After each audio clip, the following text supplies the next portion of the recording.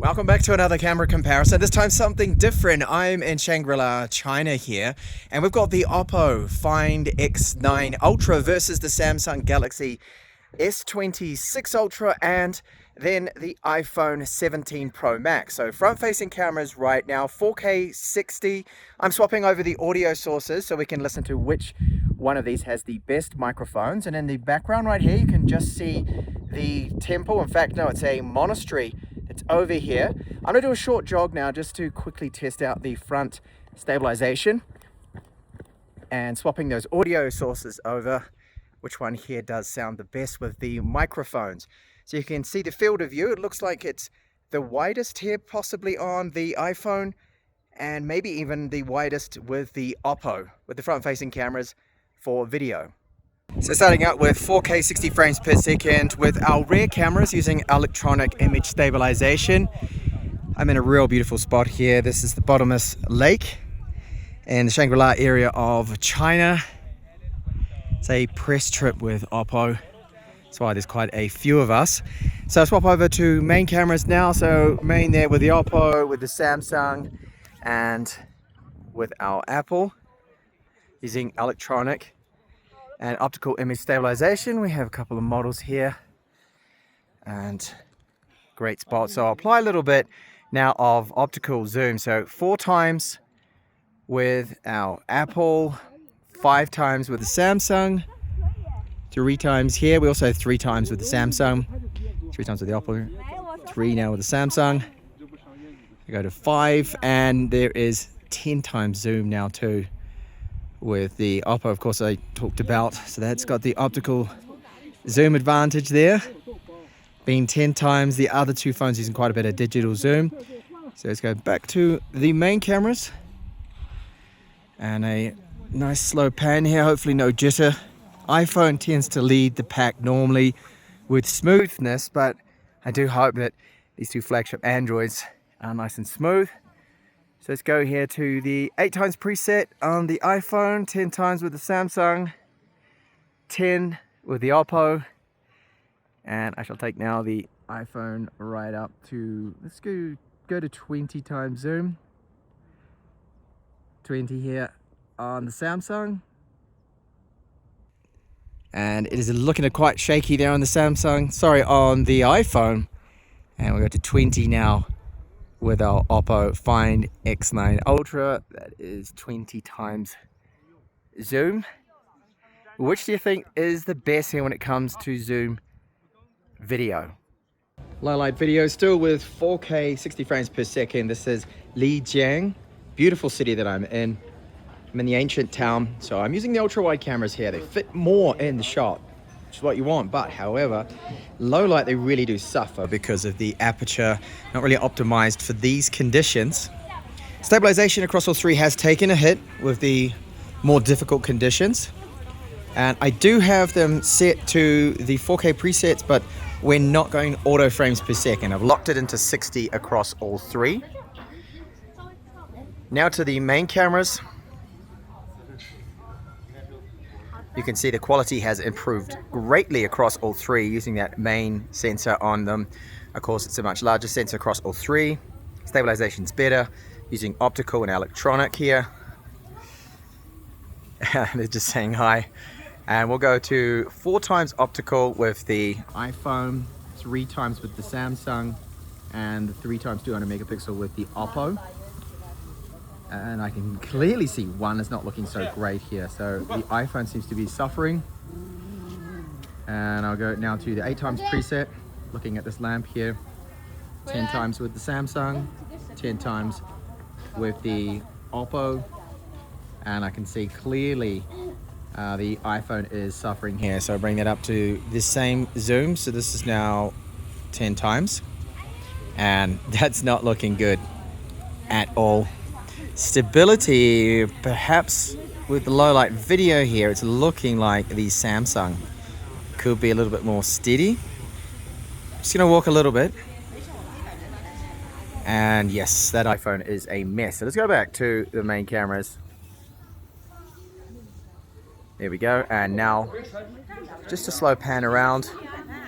What I want to see is there going to be any jitter. We're going to see any drop frames with any of these in these conditions here with low light video.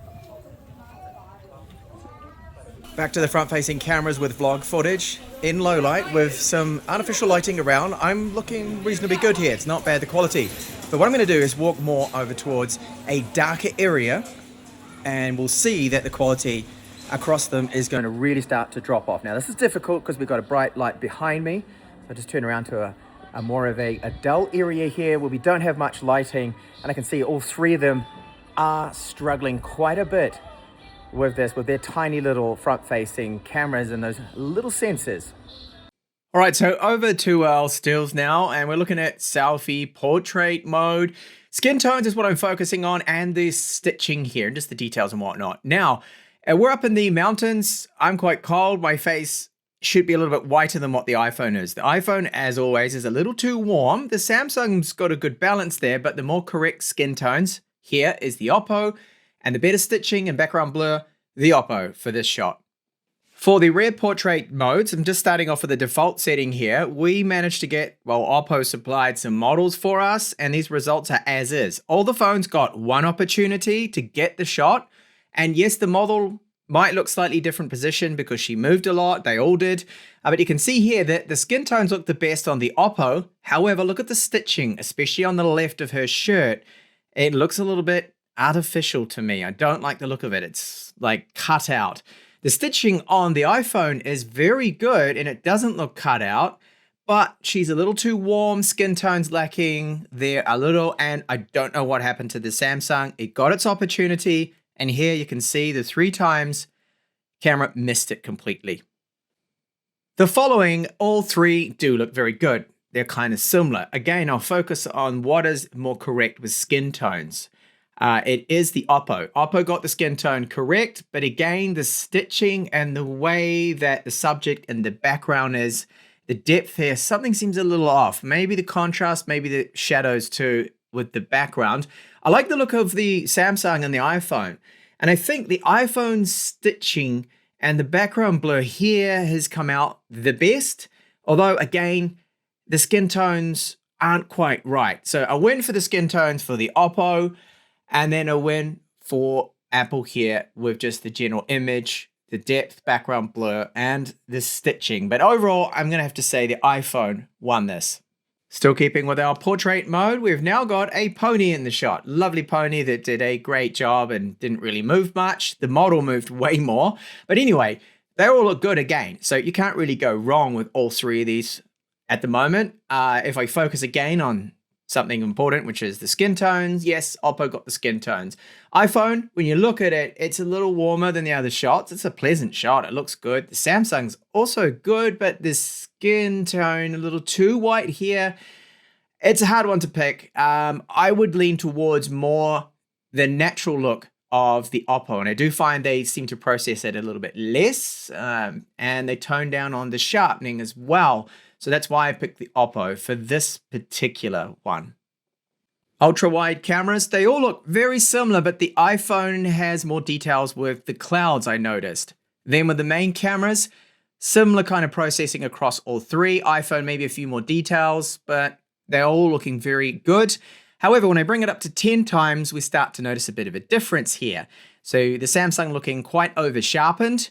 When I then zoom into 20 times, look at that Samsung now. Oh, wow, terrible. It has really ruined the image. iPhone's still looking quite good. The OPPO here is the most natural with its 20 times zoom. It has not been over sharpened, and I do like this more natural, softer approach because you can always go and sharpen it up a little bit, but what you can't do with the Samsung is remove the over sharpening now. Focusing now on the temple, monastery of Shangri-La. This is the ultra-wide cameras. I like the iPhone shot here. I think it looks the best. It's got a lot of details. Then I go to 3 times zoom on the Samsung and our OPPO, and 4 times optical with the iPhone, which is looking good there. And then 10 times zoom. This is where things start to, fall apart a little bit. The Samsung looks over sharpened. iPhone a little bit over sharpened too as well. OPPO I quite like here with this scene. And then when we go to 20 times zoom, in fact, I think it might have actually been 30 here. This is where the Samsung, yes, over sharpened, not looking good. iPhone, not looking good. The Oppo here with its 10 times optical zoom looks the more natural out of these shots, but that's not to say it's perfect. It could be a little bit better, I believe. And if you take a lot of macro photos, well, you probably want the Oppo here. As you can see, to me, it is clearly better than the iPhone and our Samsung here. It's got great background blur, so the bokeh looks very good, separates the subject from the background really nicely. We get a lot of details of those different shades in the petals, and the colors are more true to what I did see here. There's nothing wrong with the iPhone or the Samsung shot, just that they look very flat to me and a bit boring. So another difficult one here. This is a great test of exposure, HDR, which was used. And straight away I can see, hey, Samsung, what have you done here? You've overexposed the mask, the dancer's face here. And now cropping into 200%, you can see that when you look at the mossy ground, the iPhone, the exposure is not as good as the Oppo. And I like the textures, the colors. The Oppo, for me, is the best here because it's more true to life with the colors, great amount of details, and the exposure is the best out of these three.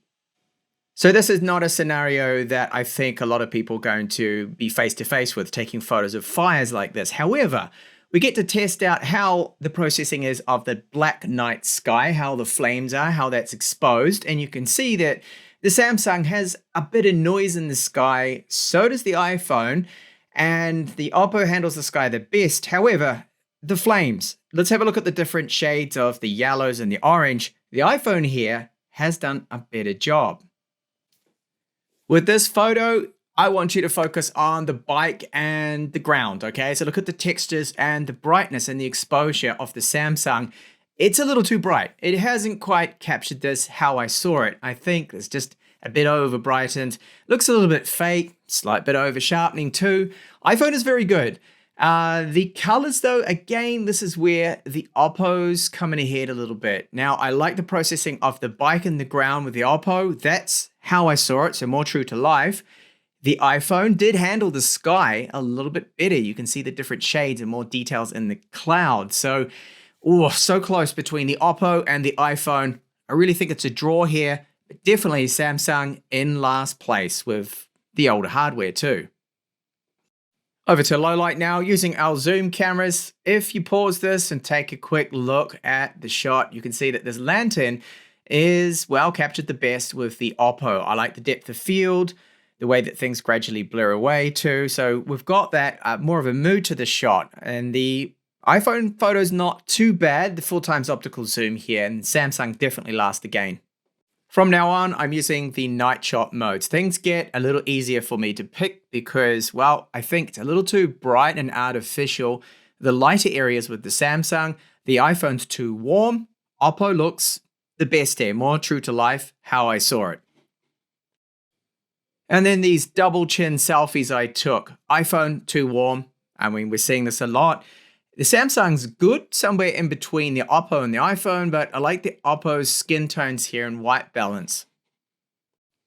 Now, this particular scene, wow, they are very close. They all look good. And again, the iPhone, a little too warm.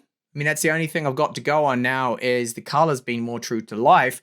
The Samsung looks really good. Don't get me wrong, it's still a pleasant shot here, but colors, the contrast, I like the look here of the Oppo. Slightly softer as well, more natural. This trend does continue. As you see here, the Oppo is leaning towards more of a natural look. Yes, the shadows are darker. Samsung brightens up the shadows here. It is, again, it's a good shot.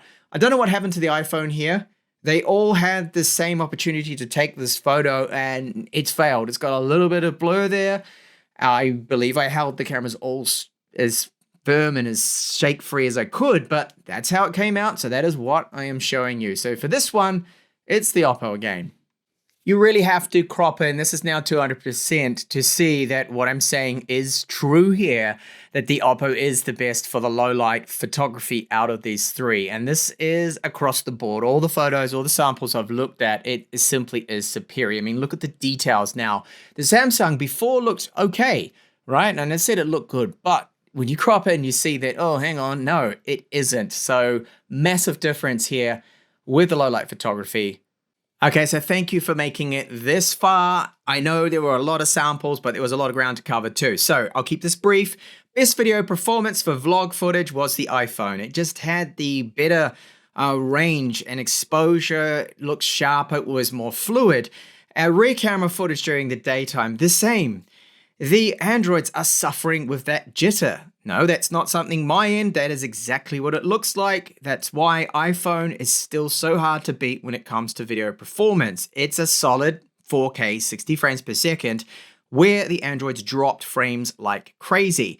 Now, portrait photos, I think that went to OPPO. They look very good. Portrait selfies went to OPPO as well.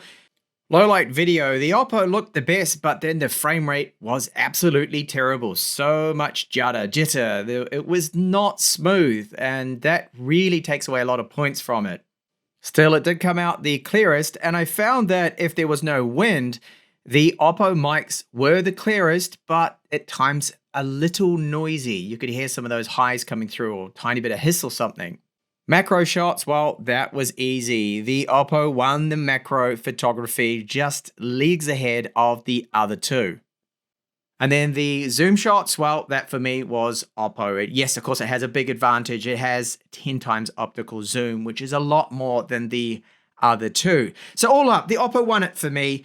Do you agree with my findings? Let me know in the comments. And I have another camera comparison. That is the Find X9 Ultra against the Vivo X300 Ultra, and that's way more of a challenge for the OPPO, so do check that out.